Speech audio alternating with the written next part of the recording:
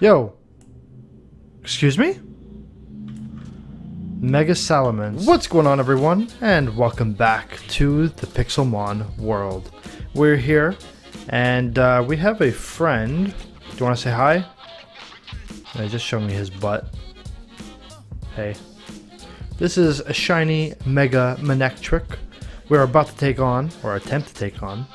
As you can see, our team is, well, we have a few guys and gals in our team, and I'll explain and give you all the updates. But first, we're going to try to take on this Mega Manectric. Now, you can see all of my team right now are kind of in the mid-30s. Nothing too crazy. I've developed a pretty decent strategy, especially with Manectric, who I've actually defeated before. It's actually going to start off here with Hippopotas for two reasons. One, it's ground, so resist electric, which is good, and Yawn. Yawn is great, because as long as I can tank one hit, this Manectric is going to go to sleep. And I'm actually going to switch here to Swanna, because Swanna is going to be my sacrifice Pokemon. I figured that was going to happen, that's okay. And now I want to switch to Gible. Believe it or not, Gible is the primo Pokemon. We're actually going to go ahead and Dragon Rage as much as we can, because Dragon Rage does 40 damage, and at this level, well, Shiny Manectric is level 56 here, it actually does a fair chunk of damage. So we're just going to kind of bank on Manectric sleeping for quite a while here. We're going to continue using Dragon Rage, and we might defeat it here. Nope, very close, very close. It's a one-shot Dragon Rage, and it took me out, which is fine. So we're going to switch over to Kulava to try to get some experience, and I have Quick Attack. I don't think Quick Attack's going to do it, so I'm actually going to go with a Flame Wheel here, and I survived. There you go. Woo! And I got myself a ranch upgrade. Nice. Oh, and Hippopotas is evolving, because a Hippopotas got a level up. Hippopotas, come back. There it is. Hippopotas is evolving to Hippowdon. Yeah, or Hippowdon. Hippowdon. Since the last episode, I've been playing a little bit off screen. As you can probably tell here, I upgraded the house to not look like a giant, ugly orange and green. It still is ugly, but it's a little bit less ugly. I went ahead and collected a few apricorns and planted those, focusing more on the black and yellow apricorns as well as green and blue, as dusk balls, ultra balls, and quick balls are super important there. And inside the house here, I've just had a couple things. The anvil, which is important to make Pokeballs, which, as you can see, I have a few here. I amassed a few, as well as, well, some stuff. I got some more stuff in my what is now my mine, which is all the way down there. I'll zoom in. Oh, okay, well, we're falling. There we go. There's my mine. Might as well grab all this stuff because we are going to be moving here. So this is kind of what I've been doing off screen, just collecting a lot of resources, primarily just because I wanted to skip the slower, what I would kind of say is the slower part of starting up again. And so I'm just kind of speeding up the process. Let's grab all this iron here. A few things here. Quilava, or what was Cyndaquil, evolved it all the way up to Quilava, and it was not viable until like 25. Gible I caught just because, hey, it's Gible. It turns into Garchomp, and Garchomp's pretty cool. I picked up Hippowdon because I remember using Hippowdon, and Hippowdon is just ridiculously strong. For its level, it has great HP, great attack, great defense, and obviously it's ground, so it does resist quite a few things. And then I found a Luxray. I actually kind of just got this Luxray because, first of all, Luxray is pretty rare. It's the final evolved form, but also it's a big boy. It's a pretty big boy, and you can ride it. And I was like, yes, I want to ride the Luxray into the night. It's actually not even huge. It's considered ordinary, I believe, or giant. It's giant. There's actually enormous and ginormous above that. But Kangaskhan I randomly found like an hour ago. It was just sitting over there. I threw a quick ball and I caught it. I just got lucky. And Swanna is two things. One, I wanted a water Pokemon, but two, more importantly, I wanted a flying Pokemon. And Swanna was just kind of close by. In the last episode, if you watched, right, I think we're talking right near the end, is about how I want to get Fearow. And that's still the goal between Fearow and Skarmory. I might pick up Skarmory, to be honest. But I wanted to find a village with a mart, and hopefully, like in hopes that the mart had a TM vendor. The mart that I think I found a mart down there or something, and it had mail, and mail obviously sucks because, well, what do you use mail for? I'm in a single player world. Who am I going to write a letter to? Myself? No. So what I'm going to do here is I'm going to make a couple of trips, and I'm going to grab all these belongings, and, well, spoiler alert, I found a very suitable house, a very suitable place, not too far away. Oh, also, a Master Ball. Screenshot on the screen right here.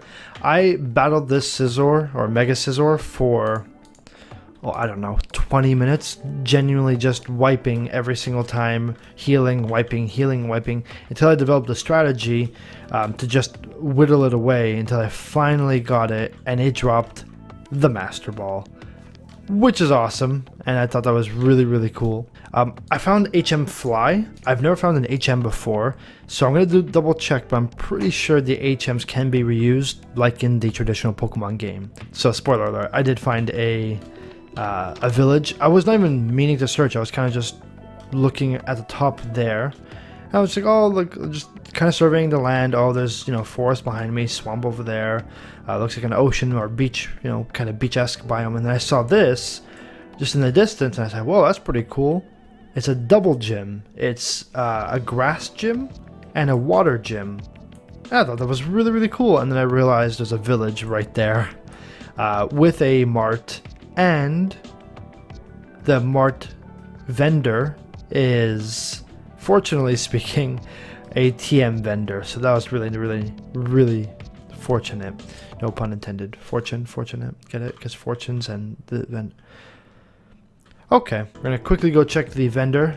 Last time I checked, it had, amongst other things, it had Aerial Ace.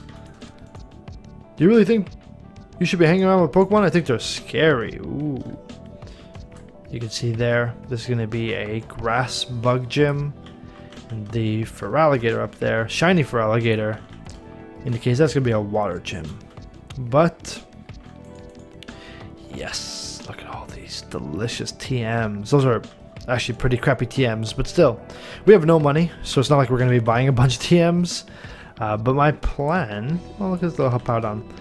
My plan, believe it or not, is I'm gonna level this desert. I'm gonna level this entire village.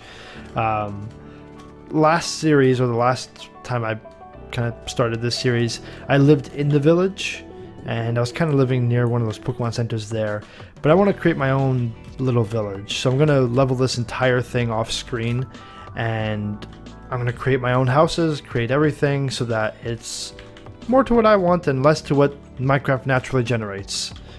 I will keep the nature of a village, you know, having little houses and farms and stuff like that, but I am going to change it up quite a bit here. So that'll be a future episode. In this episode, we're going to do a couple of things. For one, I'm just going to arbitrarily pick a spot right here and start placing some stuff down. I need chests among other things, and we're going to transfer all the stuff from that place to this place here, or, well, at least all the important stuff. And as you can see here, I've been stacking up some of the apricorns here for exactly this reason, and I'll take all this stuff with me. Perfect. I will definitely have to organize this because it is a mess. I think that goes without saying. Dump the apricorns there, and the hammer and anything to do with it. Anvil. Now the anvil is very slow, even with a diamond hammer. It is pretty slow, not gonna lie. So I've been looking for an alternative, and I think I know what I'm gonna do for an alternative here. Again, I'm just gonna drop the stuff and eventually pick it back up. The main goal of this episode is to actually set up some mechanical anvils to have more Pokeballs be more, well, mechanical. I think that goes without saying. So I actually have the recipes pulled up here because I'm bad at the game. Give me 1 second. Alrighty. So we're gonna go ahead and do that. We're gonna set up there. Well, bam. We're gonna make 2 of these. Should we make 3 of them? Sure. Let's make 3 of them. We'll do something like this. So we'll do 3 pistons. We're gonna convert them into sticky pistons, which we're gonna take like this. And then we need to make fences. And we need to make some more furnaces. Haha, I have furnaces. See? Thought ahead. 1, 2, 3. Now, is that fate or what? Haha. Alright. Furnaces. Sticky. And... damn it, it wasn't fate. Wait. No. Wait. Fate will be done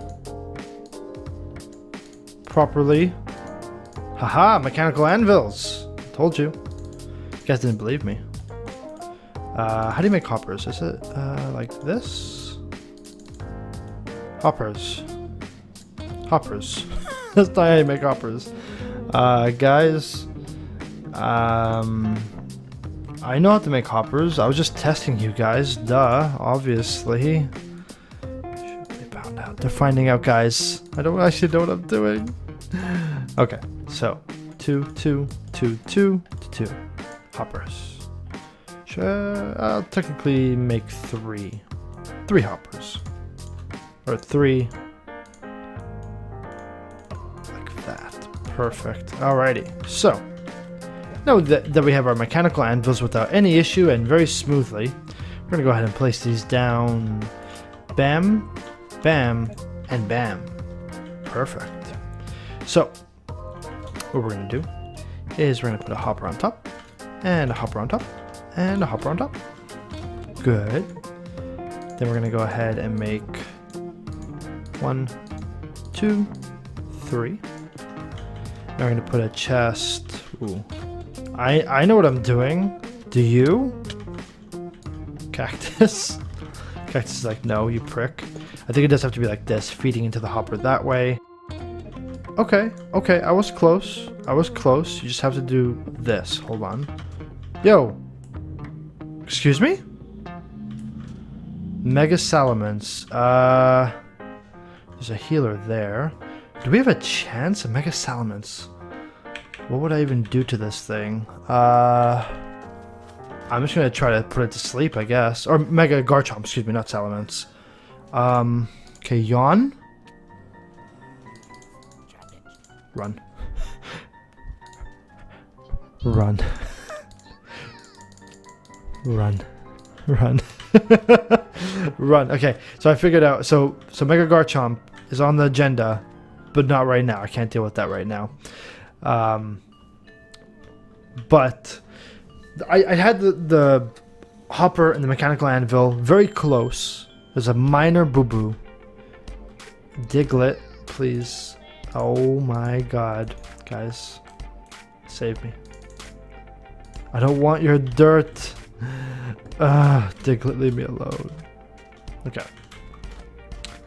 So my mistake was that I tried to get the hopper to go into the top here, but this is just the moving part. This is the hopper, you know, this thing in the bottom there. So let me fix that as my pick's about to break. Do this. So it's actually just on the side here. So I was pretty close. I'm pretty sure I can just do something like that, something like that. So you can have 2 sources. You can have another hopper here, both feeding in. But as far as I'm aware, this should work. There you go. So all you have to do is just, as long as you have a fuel source in here automatically, all you have to do is put a whatever, either the disc for the actual Pokeball or the base of the Pokeball. Either way, that'll work. And so what happens is that this is all done automatically. All you gotta do is put your stuff in here. Now this doesn't seem very efficient because you can just put it in there. So what I'll do is I will set it up where it's 2 hoppers, 1 per side. One feeds a fuel source and then one feeds a disc. So all I'll have to do is simply make sure it's obviously topped up with fuel, but more importantly put the stuff in there and that will take care of that all. So do we have a chance against this Garchomp? I'm thinking, like, I thought Hippowdon would be able to tank at least 1 hit and get the yawn off. And I might get lucky and it just not kill me. I don't think there's really any other way I could. So let's just try again. See if we can yawn. Yeah, oh. So we tanked the Dragon Rush, which is good. I'm going to die here and that's okay. So I'm going to bite. Yeah, I knew I was going to die, but it fell asleep. Gible does a set amount of damage. And I think it actually might do the most, frankly, with Dragon Rage. Let's see. Ooh, God, Garchomp is tanky. I guess I'm just going to try to Dragon Rage as much as I can here. If I get a 4-turn sleep, maybe, but that's what I figured was going to happen here. Quilava will not be able to tank a hit, but if it does, I want a smoke screen. Yeah, I figured that much. Luxray maybe tanks a hit, but I doubt it. Yeah, no. Mega Garchomp's a little strong for me. Let's go for a Dizzy Punch. Wow, even the takedown took me down. That's crazy. Air Slash. Okay. Yeah, Mega Garchomp doesn't fuck around. Mega Garchomp is pretty dope, and I would like one in the future. So I'll have to get my Gible up real strong. Wait, Gible evolves into Garchomp, right? Gible, Gabite, Garchomp? Yeah, that makes sense. So, the experiment worked. We found a nice, cool little village here. Again, in the next episode, what you'll see here is probably a Typhlosion, first and foremost, because I'll probably evolve into a Typhlosion. And I would like to level everything except the Mart. I'll leave the Mart as is. And I'll probably just level everything. I'm going to enchant a couple of items here because I'm at level 35. I'm pretty close. I should have enough books with enough books between the village itself, the Pokemart, and the Poke Center. They have books there. What a prick. And so that's what you should see next episode, and hopefully we'll be a little bit stronger, be able to take on more of those bosses and get some more of the Mega Evolution Stones. I'm actually pretty excited here. We're going to do some Reno and make this town look beautiful. And then we'll do some hunting into that forest there. I'd like to see if we can get a Mew. Mew would be pretty dope. And amongst other things, there are some cool projects I have in mind that I want to keep secret. So, thanks so much for watching. Hope you did enjoy. This episode was brought to you completely 100% ad-free. That is right. You didn't see an intro ad. There was not 42 mid-roll ads, and that's because of viewers like you. That sounds like PBS. If you're a North American, you know what PBS is. No, more importantly is I actually have a Patreon that I'm using exclusively, so I've moved the monetization point of view from a forced, you have to watch my ad because that's what I said, to an optional. If you'd like to support the channel and gain some additional behind the scenes custom private posts, feel free to join up on Patreon. There are different tiered rewards. Any and all support is appreciated, but if you'd like to support me here on YouTube, absolutely 100% free. I encourage you to hit the subscribe button to be notified of future uploads, updates, both of those. And if you did enjoy the video, watched all the way to the end, I'd appreciate if you could like the video as well. So thank you so much for watching, guys. This has been NoobSniper in my old running boots. Have yourselves an awesome day. Bye-bye.